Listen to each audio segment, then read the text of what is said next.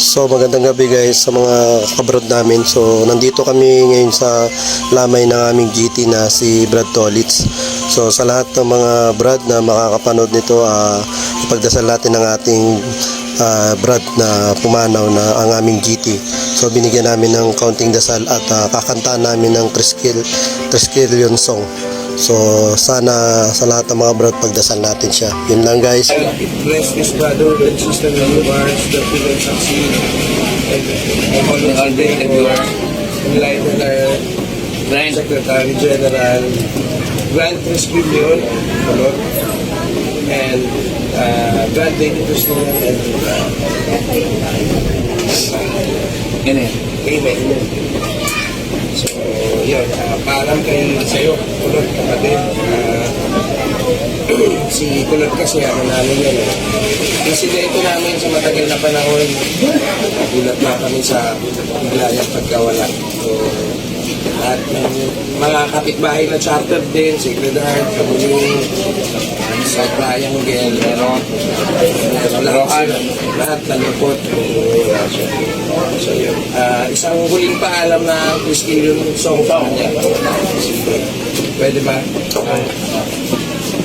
Ang aming mahal na kapatiran, ang taong kamakiang siyang patuloy sa buhay, ipagtanggol ang pangalang sinabi, bigyan siya ng karangalan at ng kalinga. Di magmamaliw pag-abing mahal na kapatiran, ang taong kamakilan siyang patnubay sa buhay, ipagtanggol ang pangalang inarapin, bigyan siya ng karangalan at ng kalinga. Di magmamaliw at ng kalinga. Di magmamaliw. Isa para sa pagpugay ni Lot! Pamaya! Arriba! Arriba Taugama! Arriba! Arriba! Arriba Taugama! Arriba!